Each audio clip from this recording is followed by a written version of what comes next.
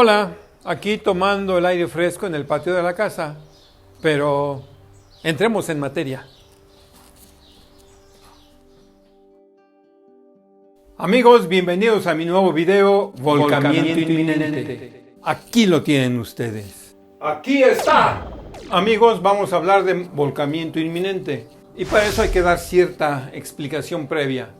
Si tenemos un bloque sobre una superficie horizontal y solo actúa el peso sobre el bloque, pues en cada punto de contacto en realidad hay una pequeña reacción perpendicular a la superficie, una pequeña normal. Aquí la numeré del 1 al 6, pero es un número infinito de puntos de contacto. Y la normal que representamos en los diagramas, en el diagrama de cuerpo libre, es en realidad la resultante de todas estas pequeñas reacciones. Ahora, si sobre ese bloque actúa una fuerza externa que tiende a mover el bloque hacia la derecha, entonces, en realidad la normal resultante, debido a esta variación de las pequeñas normales, la normal resultante se va desplazando hacia la derecha. El bloque tiende a volcar. Si la fricción es mucha, volcará. Enseguida vamos a analizar un caso numérico donde ya tendremos valores numéricos para cada una de las variables de este caso y analizaremos un problema de volcamiento inminente. Vamos a analizar este problema de volcamiento inminente. Bien, habrá que dar una explicación inicial. Aquí está el bloque, hay una fuerza F empujándolo hacia la derecha. La experiencia demuestra que si la fuerza se aplica muy arriba, si empujan un mueble de la parte de arriba, es probable que vuelque, que se caiga. Al bajar la altura, pues llega un momento en que no volcará. Bueno, vamos a imponerle la condición de que está en condiciones de volcamiento inminente cuando la normal está precisamente en esta arista. Y entonces calcularemos la distancia h necesaria para que esté en esta condición de volcamiento inminente. Bien, y para eso debemos usar otra nueva ecuación que no habíamos utilizado. Otra ecuación de equilibrio, la tercera, suma de momentos con respecto a cualquier punto dentro o fuera del cuerpo igual a 0. ¿Por qué aplicarlo aquí? Pues porque así solo entrarían las dos fuerzas, peso y fuerza externa, fuerza horizontal externa. Y entonces, de acuerdo a eso, considerando que el sentido positivo de los momentos es cuando tienden a hacer girar en sentido antihorario, el peso tiende a hacer girar con respecto a este punto al cuerpo en sentido antihorario, entonces el momento del peso es positivo y vale el peso por la distancia 0.3 metros.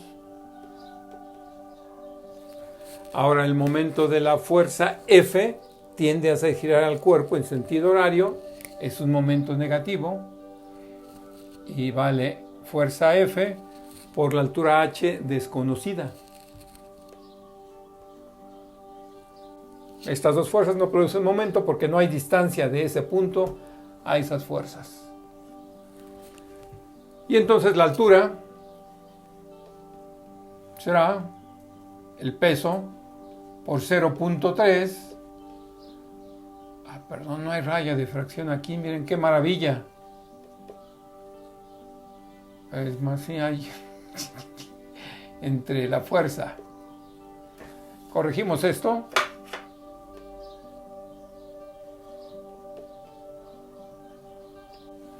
Y entonces, si tenemos ya estos valores numéricos del peso y de la fuerza externa, pues la altura h sería el peso, 790 newtons por 0.3, la distancia, entre el valor de la fuerza externa, 500.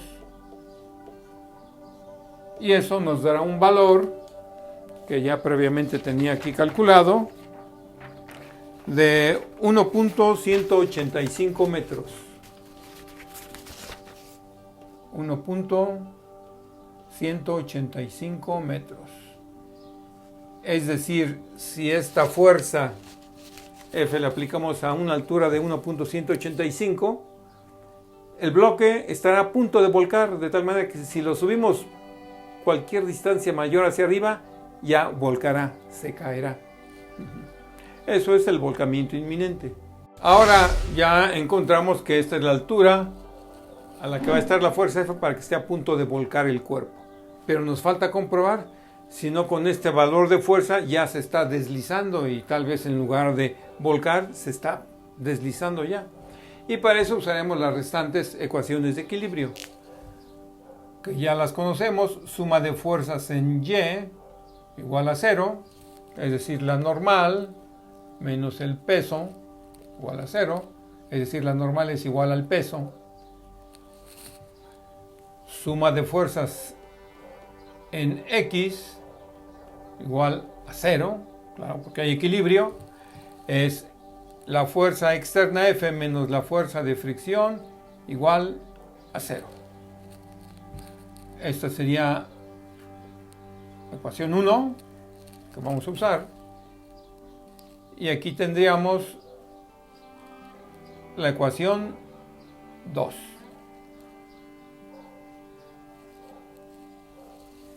O sea, la fuerza de fricción debe ser igual a la fuerza F. Bueno, eso nos dice que la fuerza de fricción es igual a 500 newtons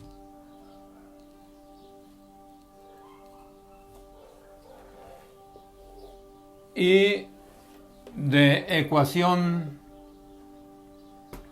1, pues la normal es igual al peso, que es de 790 newtons. Bueno, pero el valor de la fuerza de fricción podrá llegar hasta este valor. Vamos a comprobarlo. ¿Cuál es el valor de la fuerza máxima de fricción? Pues coeficiente estático por el valor de la normal, como ya lo hemos hecho en otras ocasiones.